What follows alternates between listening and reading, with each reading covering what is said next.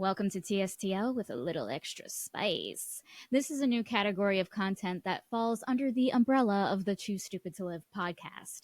It's a series of discussions about romance adjacent topics, which I guess is code for every other subject ever.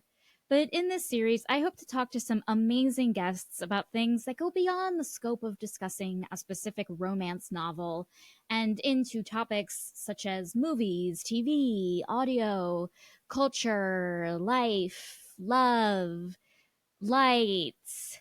Now I'm just naming things on my desk. Pencil, water bottle.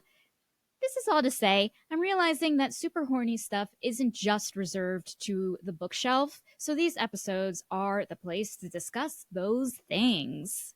The plan is to have the video posts released monthly on the TSTL Substack page, and then a few days later, release the audio on the main podcast feed. So wherever you are watching or listening right now, welcome. We have got a fun inaugural episode today. Have you ever wondered what it's like to record your own audiobook? If so, today's guest is going to take you through her process from deciding to do it up until being nominated for an Audie Award. Yes, author Rebecca Ann Nguyen is here to discuss what it was like to narrate her own book, The 23rd Hero. She was a guest on the show back in August, and I am so excited that she wanted to come back because I just loved talking with her and I loved The 23rd Hero. So please enjoy this chat with Rebecca Ann Nguyen. Oh my goodness. Rebecca, it is so good to see you again. Welcome back to the Too Stupid to Live studios, shall I say? Should I call it TSTL Studios? I don't know. You should. You so should. Okay, good. Thank you for having me, Becky. I'm thrilled to be in the studio with you. Oh my God, thank you. Yeah, it's such great service and staff and things like that. It's been I re-listened to our episode that we did in August, and it's so good to see you again. I want to ask you because again, this was August 2024 we last talked. It's now January 2025. So I feel weird asking this, but how has your life changed for the better since first appearing on Too Stupid to Live? Well, I mean, the episode changed everything. I quit my Mm-hmm. job. Oh, It's been good. It's been a wild ride. We had a bunch of book events, sort of my Midwest book tour, which was really interesting because some of them were incredibly well attended and others were not exactly attended. So there was a huge, which I guess that's typical. I'm trying not to take it too hard. But it actually is, it's sort of an interesting awkwardness when you're like in a room and you have like brie and like this cheese plate and like you brought wine and it's just like you and maybe the employee from the bookstore. Right. Yeah. Yeah. I mean, it's so funny because I feel like we have all been there, even if you're not like an author. Like, I mean, I've definitely done improv to no one in an audience. Zero? Just like zero. Oh yeah, zero. There was a lighting person. That was nice. That's someone? That was someone. He was getting paid. We weren't, but sure. Yes, he counts as a person. It's funny you say that because like I feel like I'll kind of scrolling on Instagram and like seeing other authors kind of like talk about their own life and their book tours.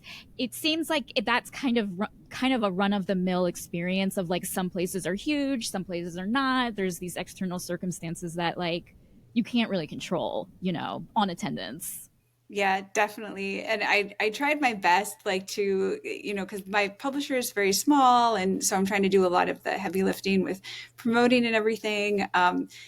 Yeah, it's interesting what works, what doesn't. And a lot of it just feels kind of random. Right. But that's good to hear because sometimes I think we see just the authors who are coming from, the big publishers and their massive budgets, like huge marketing budgets and publicity budgets. And it seems just like everyone is at the Strand in New York and everyone is a New York Times bestseller. But there's this entire world of the rest of us who are writing books, not in obscurity, but somewhere between obscurity and the Strand.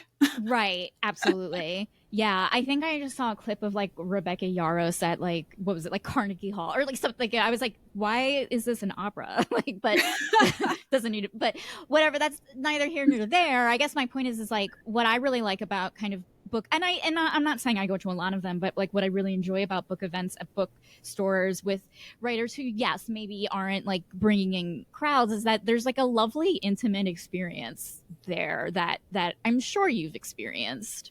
Yeah, definitely.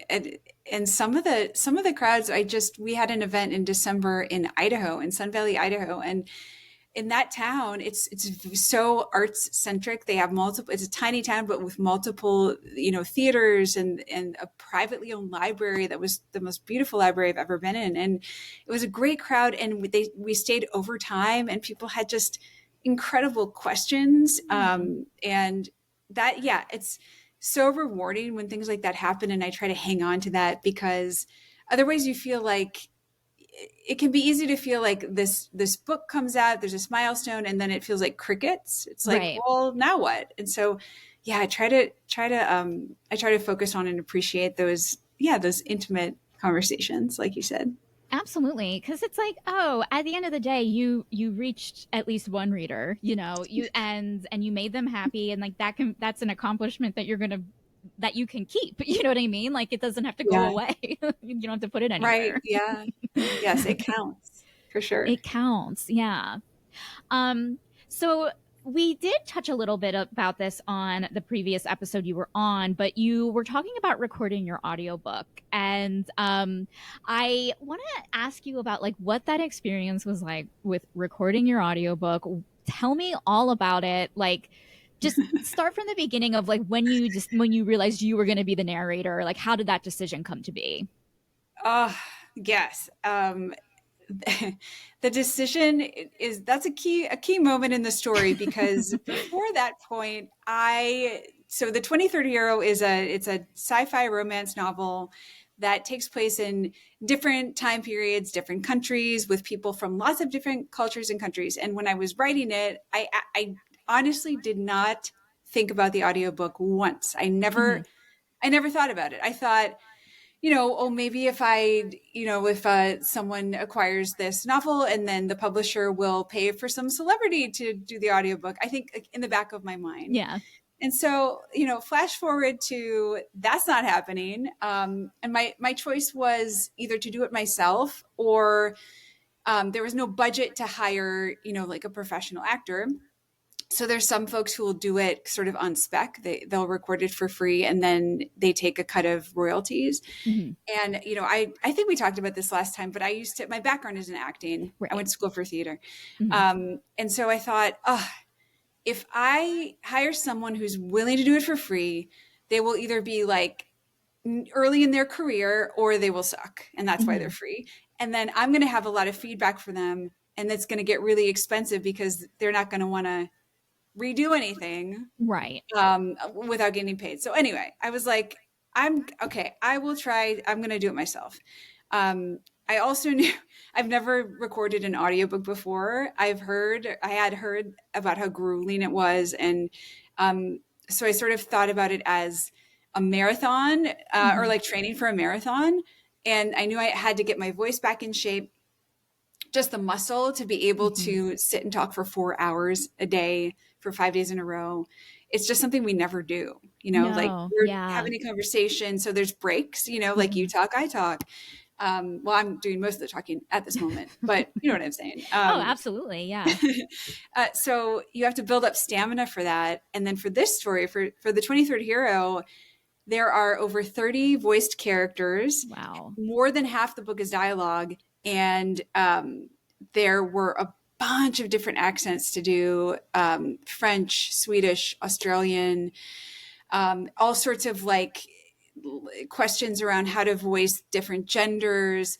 How do you voice multiple characters who are the same gender, around the same age, the same race, the same background, and make them sound different? Right. So it's Yeah. like lots of different challenges. I got a coach. I worked with a voice coach, Eric Singer, who's based in New York and was wonderful and helped me a lot with not just with like how to do the dialect or the accent, but how do you approach the whole thing? Like how do you sort of a strategy, like one of the weirdest things that we had to figure out was the whole idea of a French accent, because Mhm. in the book, Sloane goes back in time. She is in 16th century France, which is France before it was France. Right. And they weren't even speaking French, modern French. They're speaking Middle French. Mhm. And then on top of that, she's in the south of France where they speak a totally different language, which is like this sub-dialect of Occitan, which is Provençal. I mean, it was so complicated. Mhm. And so I was like, how am I going to possibly learn this dead language, this accent for a dead language that's also Mhm. this dialect? Ultimately, we just said, what would a reader be expecting? Like they see it said in France, they're probably expecting French accent, Mhm. which isn't accurate, but it might be just more believable for the world of the story. Right. Yeah. Yeah, so that's what we ultimately went with. So, Um, did you have experience like with your theater background and your acting background? Did you have any experience with accents, or was this your first time kind of going into it? I had some experience with accents, not with these accents. I think Right. I had to do like a Polish accent in a play, definitely British. That seems to come up. English, that seems to come up quite a bit in theater, Hmm.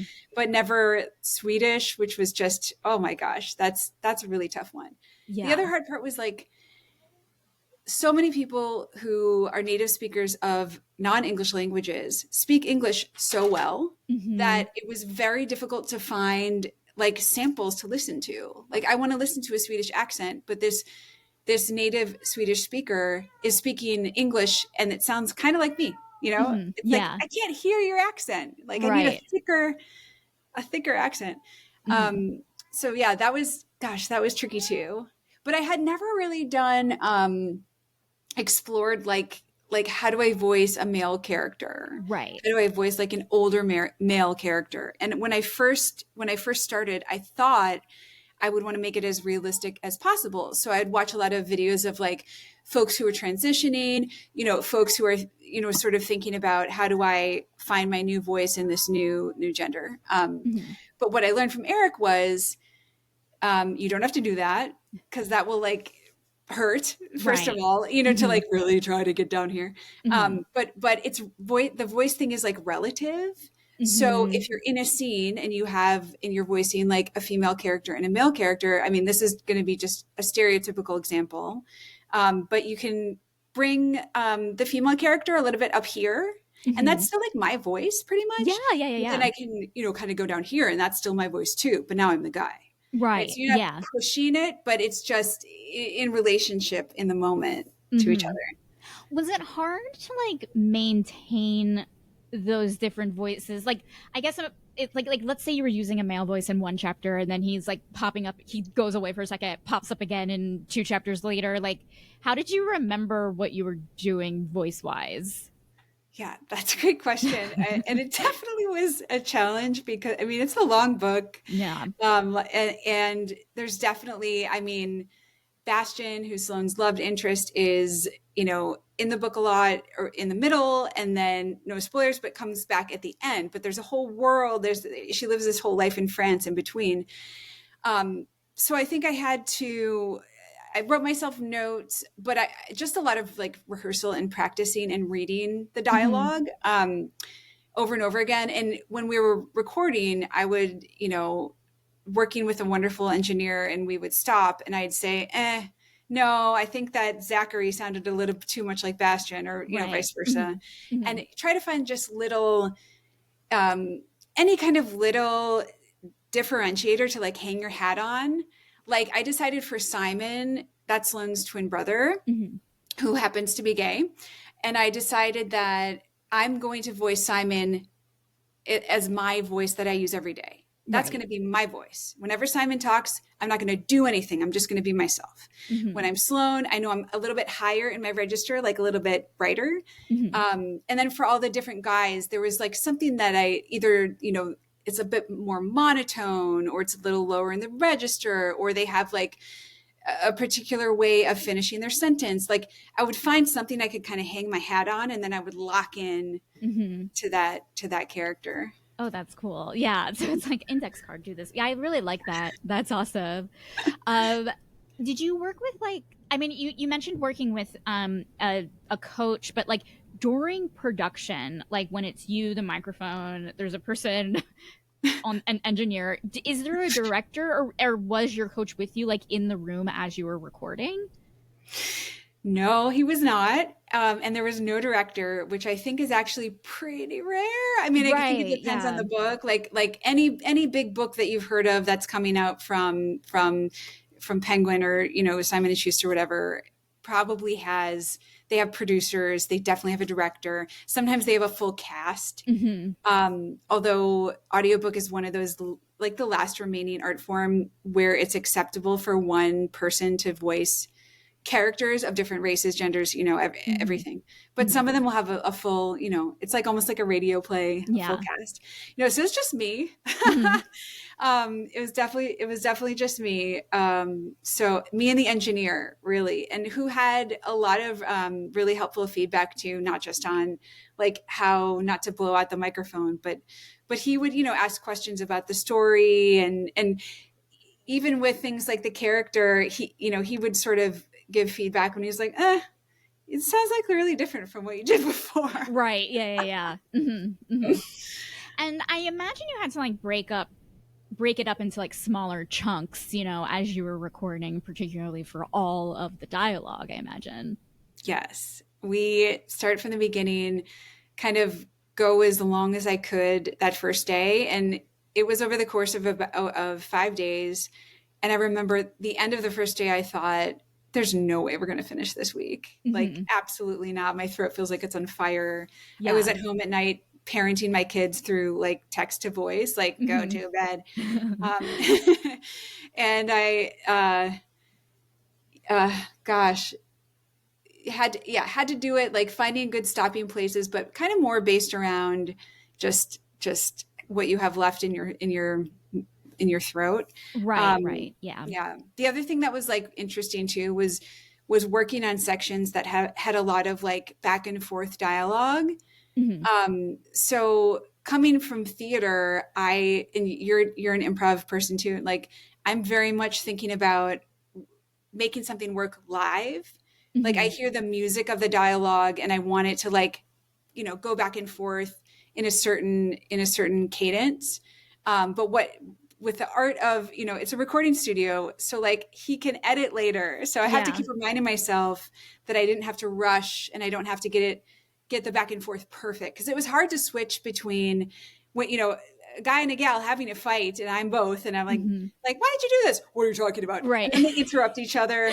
Yeah. Um, so I had to like take it a little slow and then afterwards say, hey, can you tighten that up? So it sounds Right. like they're talking over each other. Yeah, yeah, yeah. But it must be nice to just like have that option of like, oh, you okay? You can. It's unlike live show. You can't stop and be like, speak up for yourself and what you want Right. it to look like. Can I Like try that again? yeah.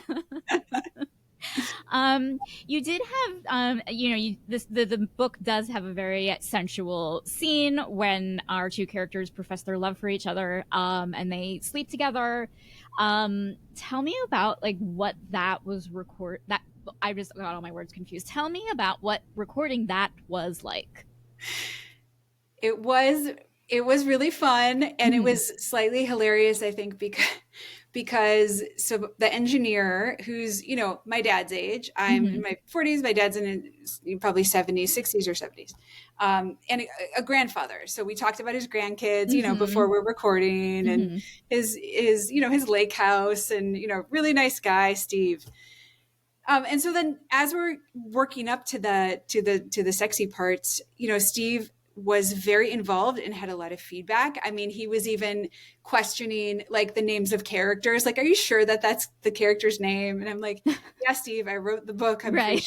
sure. So Steve is like very involved, right? Mm-hmm. But as soon as we get to the part where the dress is falling to the floor, and she's I can't even remember, but things are heating up. Mm-hmm. Steve goes radio silent. And those were the sections where I blew through them like the fastest of anything else we worked on. No going back, no feedback, no Mm-hmm. feedback. Right. Yeah, yeah, yeah. And I don't know, like, I assume it was just because he was just uncomfortable. Some people have suggested it was because he was very excited by the content. Um, Right. Regardless, he definitely didn't want to go there with me, so he kind of just listened. Yeah. That's so funny. I love that. It could, I feel like, being like reading romance and like, talking about sex openly and like kind of my issues openly. It's like you can only go so far where like you can just like shut other people up because they're like, I have no input. I have no input. Like he's not going to be like, oh, did you get that body part correct? He doesn't Right. have it. You know what I Like, mean? I don't believe she'd already be coming to orgasm right now. It Yeah. didn't. You just think Oh my it's like God. this, you're there for that realization of like, oh, I have nothing to contribute. This has never happened before. I have to be Right. quiet. What? Yes. It's also funny because it's just, we live in an age where we have content warnings, and it's, like to even be, I wonder how you deal with this in the work that you're doing. It's sort of like there are spaces where it's open and acceptable to be talking about anything and to be reading, like a sex scene. And then there's other spaces where it's absolutely not.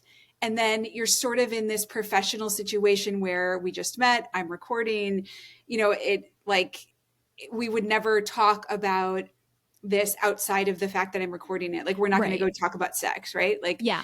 but now you're going to listen to me like, he was inside her, then all of him, and they both gasped, Right. and then Yeah. you're Yeah. going to Yeah. go like have lunch in the break room. Right. So yeah, it's an interesting, but I mean, I felt safe and comfortable, but I think I was more worried that he would feel uncomfortable. Right. Yeah. Yeah. I mean, that's always a thing. Like, I think is like a maybe a people pleasing tendency. You want to make sure, like, hey, this is vulnerable, but it's palatable for everyone. So blah blah blah. Don't worry. I get that. Um, Right. but you always are gonna run into, like, I think anyone who is into this stuff, let alone writes it and performs it, have to have run into in their lives a silly comment, an awkward conversation when someone accidentally sees the book in your bag. Like it's always going to be like you're not immune to other people's like feelings about sexuality. Right. Yeah, definitely. Yeah, that's so fun.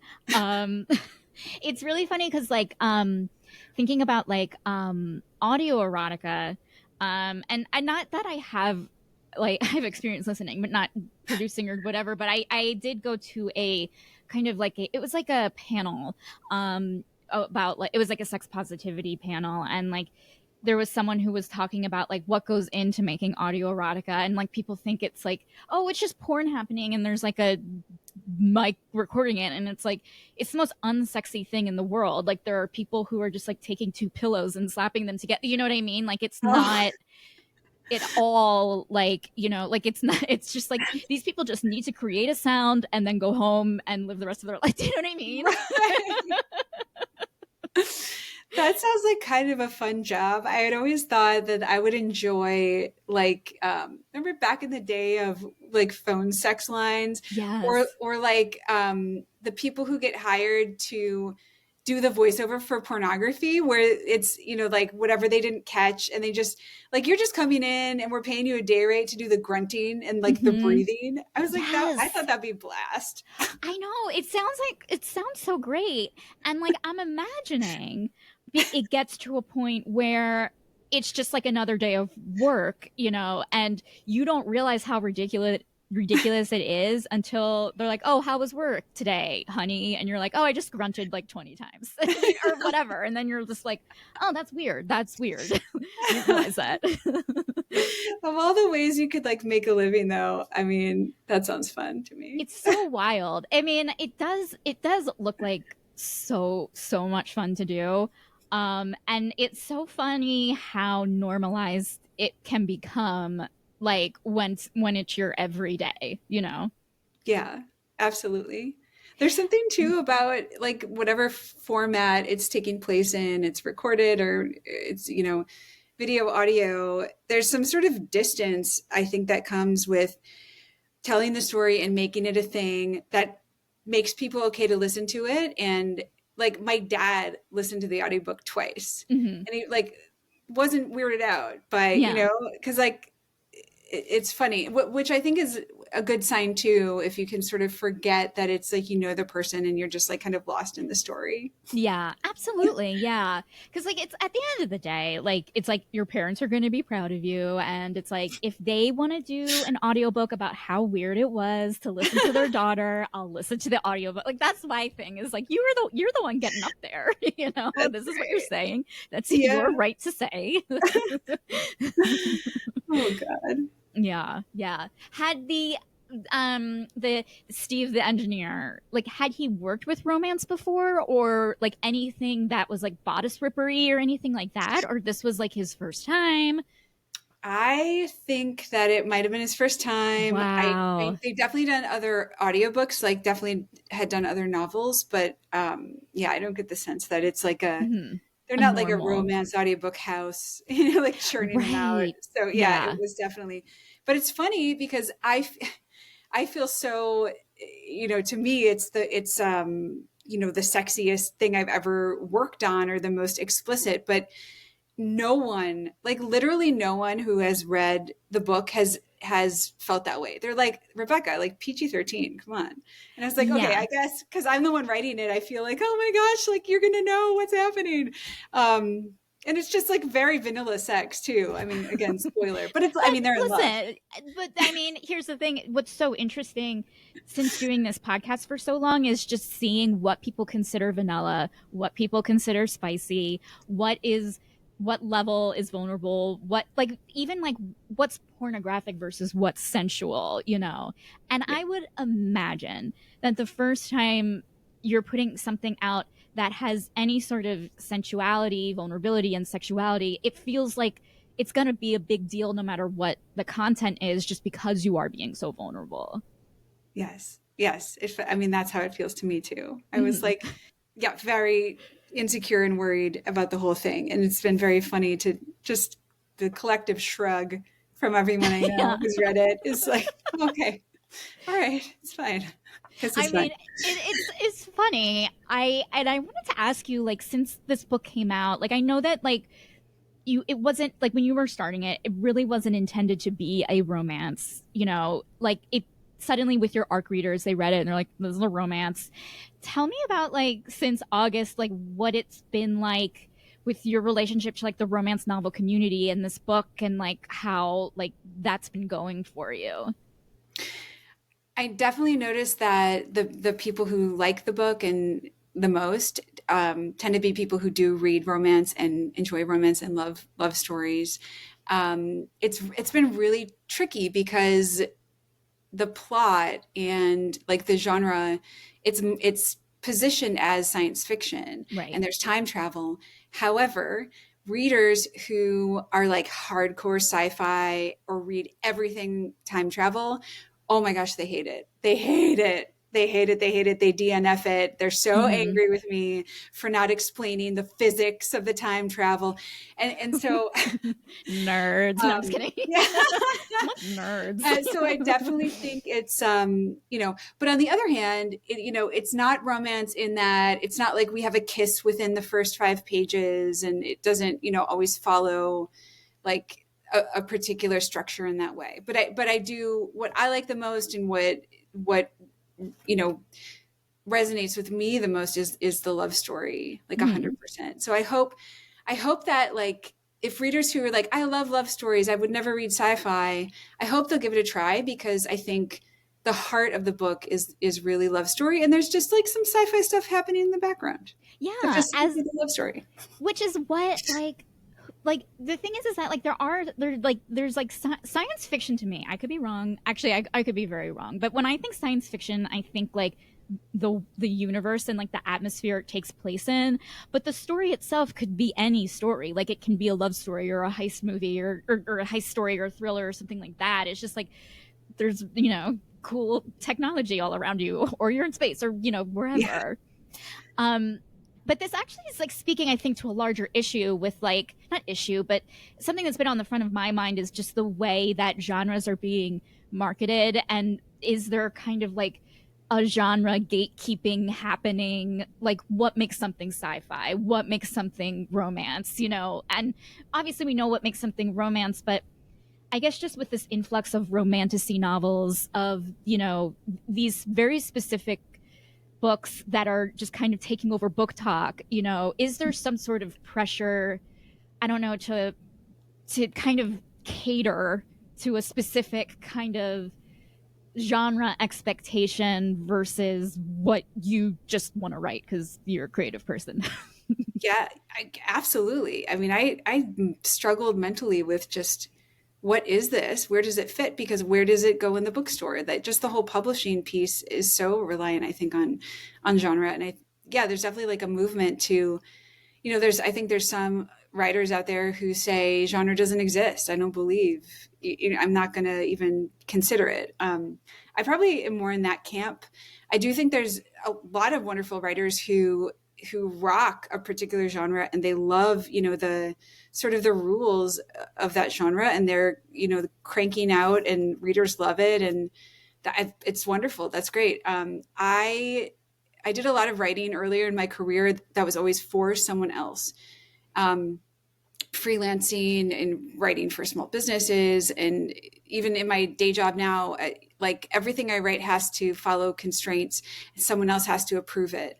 And so when I think about writing to genre, I think of it like that. Mm-hmm. Like it has to be this, and that's no fun for me. Sure. Yeah. Yeah, I can't if I tried to do that, it would feel like it's not coming from me. Mm-hmm. Unfortunately, if what came out of me fit nicely into a genre, that would be wonderful. But if it doesn't, I'd rather be more honest. I need to be more honest with what the story that I want to tell, because otherwise I'll never finish it. Right. Like I'm Yeah. not motivated by do this so you can sell the book. So like that won't get me to the finish line. Absolutely. Yeah. Yeah, I totally hear you. And I think when it does come with like two love stories that have a happily ever after, or anything with like sex on the page, it's hard to not be like, all right, let's market this as romance. You know what I mean? Like, let's market it as this one thing. Like,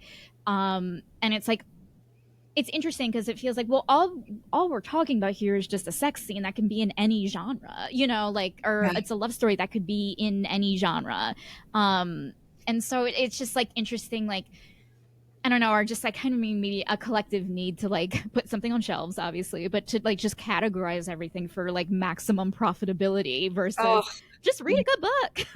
totally, totally. And I see that with like literary fiction a lot too, like trying to entice readers by playing up the love story, or some carrot, which, I mean, again, understandable, like we want people to read the book, but it can be really misleading too, because I've read Hmm. quite a few books that promised me this epic life-changing love story, which that's my thing, that's my favorite, and then you Hmm. read the book and the love story is like, I don't know, like 10% of the book, Yeah. 90% not, and or doesn't like really matter to the story that much. It's just kind of like off to the side of detail. Hmm. Um, Yeah, absolutely. Or like when someone like says like there was one kiss in it and they're like, this is sizzling. And and it's like, great. I mean, sure. I guess it sizzles. Like, I don't know. But yeah. So we were talking about kind of like last time, just this kind of how much you grew as a person writing this book, putting out this book, being proud of your voice. And I know that you were only in the audio studio for a week, but I was just curious if there was some kind of parallel between that 1 week of recording the audiobook, getting the nomination, all of this stuff, and the process of writing, like how they kind of parallel with each other, you think? Ooh, I like thinking about that. I don't know if I've really considered it before. Yeah, I guess it does feel like it definitely took a lot of confidence, or like maybe just courage, I think, Mm-hmm. to do the audiobook and to decide to to really voice the characters. I mean, I had some friends tell me, they're like, oh, just read it. No, just read it straight. Don't do Mm-hmm. voices. Mm-hmm. And I didn't listen. And then I had others tell me not to do it at all. And that, yeah, I guess maybe that's like a key milestone, because I was definitely getting advice that I didn't take. And I'm glad I didn't take it, because Mm-hmm. it seems to have worked out pretty well, pretty well. Yeah, hello. Tell me about the nomination and like how how does that happen? Tell me everything about that. You've been nominated for an Audio Award. Yes, unbelievably, So incredibly. cool. I so um, when the book is coming out, the publisher can submit it to all sorts of awards. I mean, anything big, small, like genre specific, or the Reader's Choice Award. That was another award that the book won Very cool. in just like a general novel category. Mm-hmm. Um, and so yeah, this was another, like, the audio. The nice thing about the Audio Awards is that it's considered the most, prestigious award that an audiobook can win. So the Oscars of the audiobook Mm-hmm. world. But any publisher can submit their audiobook. So you don't have to be big. You don't have to have a big budget. I mean, you can just send it in. And yeah, this is about 2 weeks ago now that I got an email, which I thought was spam, and I almost deleted it. Of course, that's Just how from they the always way that the start. subject line was written. It was Mm-hmm. something like, your urgent action is needed. And I was like, oh God, what's this? But I'm Yeah, that's spam. That's the literal all spam subject lines.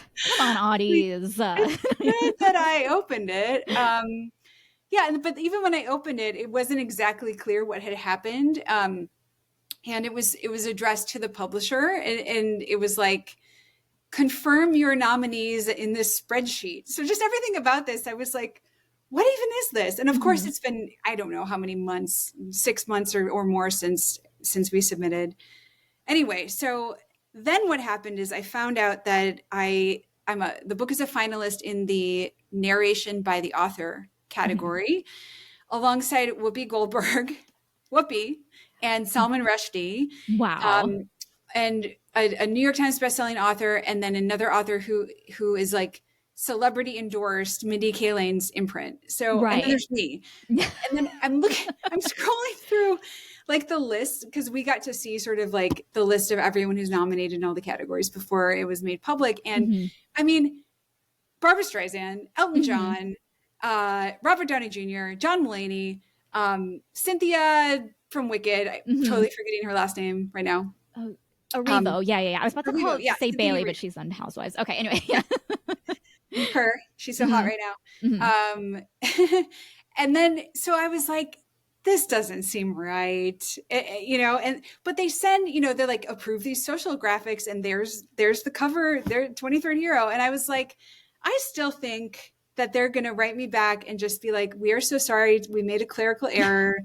You your kind does not belong here. Right. Because Yeah. I'm still a little bit like, are they sure? So, Of but course, what, they're like, of course they're sure. I mean, listening to even just listening to your voice right now. I mean, you are a public speaker. You do speak, so you have the skill of both writing and acting. It's pleasant listening to you right now. So obviously, someone's correct. Someone thank you, didn't make a Becky. mistake. I, it's what's fun. What's cool though is that what I realized is, I think like Academy Awards or any of these big shows, or like any kind of big milestone. I guess in my mind, I'm like, it's who you know. You have to have the relationship. You have to have a friend who's going to connect you with the person. Right. Just maybe a little cynical. But so I know no one at the APA, the Mm-hmm. association. I have no idea who listened. I have no Right. idea who passed it along, and then another person listened. And there probably are committees, and there, so some people who I've never met are saying yes, like all the way up, which is so heartening, which means like, Yes. you guys, like literally anybody can do it, because I have absolutely no one's ever heard of me. they really just listen to the work, which was, Yeah. I can't believe it. It's I amazing. mean, it's also like I imagine that these people who are, listening to your submission are probably listening to so many other submissions as well that aren't Whoopi or Barbara or whatever. Um, and the fact that like yours like stood out among, I mean, it's five out of, I guess there's probably what, a million thousand that were narrated, produced, published audiobooks last year, and just the fact that like, oh, there was someone who like listened to it and like was touched, you know what I mean, and was like taken, like just there was someone out there who's like, just I don't know, I just think like being remembered is just, there's something so honoring about it. Yeah, especially when it's so rare. At least it's rare for me because so much of this, like this work, is putting yourself out there and submitting, submitting, submitting, and hearing no, no, no, no, no, Hmm. and then accidentally reading horrible reviews about your own book, which then you learn to never Hmm. look. Hmm. But yeah, so it's definitely, I think it's rare that that you have something so concrete that some reputable body is saying yes to you. Hmm. I imagine it doesn't, for most of us, it doesn't happen very often, if at all ever. So it's pretty cool. Yeah, absolutely. And like at the end of the day, like, when you have those moments of like, oh, no one was at that book reading. Well, guess what? You were nominated. You know what I mean? Like there was someone at the Audis who were like, this has reached me. This is important work. I was touched by this. I was moved by this. And their opinions count, they count. And it's more important than anything. Gosh, it's yeah, it's unbelievable. I mean, there's a and I had heard of the Audis, but I didn't understand the whole there's a gala and there's like a red carpet and like a Ooh. it's a whole thing. Yeah, so I have to like figure that out and the outfit and Oh my God. The dream. practice my posing. Yeah, for the what's it called? Step and repeat or whatever. Oh my This God. is Or like huge. I've been yeah, definitely looking at some photos of advanced moves that I'm not going to try, but I can stick one leg in front of the other, I think, and like maybe That's put my I can't even do that. That's hand on the impressive. hip. And especially if you're like not going to be wearing flats, which I don't understand how people do. Like that's like, oh my God, it's huge. It might need to be flats, to be honest. It's been I'm maybe too long. I haven't worn heels since a Halloween costume in like 1997. But um, tell me about like what this nomination means in terms of your future work. And I know that you were working on a prequel to the book last time we talked. Are you going to narrate more of your own stuff? Like, do you see this as like kind of an avenue for you? I hope so. I think I'd love to do it. I mean, it's funny. Like all I need is a little bit of encouragement, like someone Hmm. pat me on the head and say good job, and I'm like, yeah, yeah, okay, I'll do Yeah. more. So yeah, this is Hmm. a big pat on the head. So yeah, I'd love to. I hope with this next this next book that I'm working on, um, who knows who the publisher will be and what they'll want to do. But I always thought like I'll at least can I audition? Can I try? If they don't want me, or they. But on the other hand, if they want like Claire Danes or some big star, of course I'm going to be like, yes, thank you, go Claire. Sure, sure. Yeah, or oh gosh, who did Britney Spears's novel? It was Michelle Williams. Yeah, Yeah. who's nominated for an Audie, by the way? There we go. Well, you're gonna meet her, but she'll sit at the same table. It's gonna be great. You'll be I best can't imagine. friends. Oh my gosh. And I'm such a dork just anyway, but then they give the finalist these medals, like an Oh. Olympic medal, like with a ribbon, Hmm. to wear around your neck during the show. Oh my So it's like god. everyone knows it's you. Yeah. So that's interesting. I was like, how am I going to coordinate that with my outfit? Now that's something they should have told you beforehand. Just like be like, okay, the ribbon is this color to coordinate it. Come on now, guys. Like a Kennedy Senator honor. Like Seriously. Oh my gosh. well, I think it is so so cool, and congratulations. Thank you so much. It's absolutely unbelievable. I don't like on the very slim chance that I would win. I don't think I have to make a speech. The Audis are kind of cool. Like they kind of go faster, Mm-hmm. and they go through most of the awards, and they have, presenters and they announce, but like the speeches aren't allowed until the last, like best audiobook category or like best narrator, the big Mm-hmm. ones. They Right, save them. right. So I think my category is just like sit in the audience. You're fine. I love this. Yeah, you don't have to, because, like, what are you going to do? Write something and read it? You I already know. did that. That's why you're here. You did the work already. Yeah, I'm done talking. Yeah, that would be really funny if one of them, like the last one, wins. Like, I have nothing more to say. I shot Nothing. my voice recording this book. You're welcome, world, and then they just like That would be the stomp off. crowd for that joke for sure. Absolutely, yeah. Well, tell us what you've got coming on the horizon. Anything you want to promote, including the 23rd Hero and its audiobook. Tell us where we can find you. All that stuff. Yeah, you can find the 23rd Hero wherever books are sold, and if they don't have it in your favorite indie bookstore, they can order it for you, which you might not have known. I didn't know that till this book came out. But Right. Amazon and Bookshop. Bookshop is a great place to get it because they support independent bookstores. And I'm going to be in Iowa on March. Oh gosh, I'd have to look it up. At the end of March, Mhm. for a book festival there, if anyone's in the Cool. Midwest. And I will have that's on my website, my full name, RebeccaAnWin.com. Yeah, and otherwise, I'm just exploring my rom com prequel to the 23rd Hero. Oh, I can't wait to read it. As I said, I really want to be on the art team for that. I'm very excited. You're my team. Yes. Well, thank you so much for being a guest. It was so much fun to catch up with you. It was fantastic. Thanks, Becky.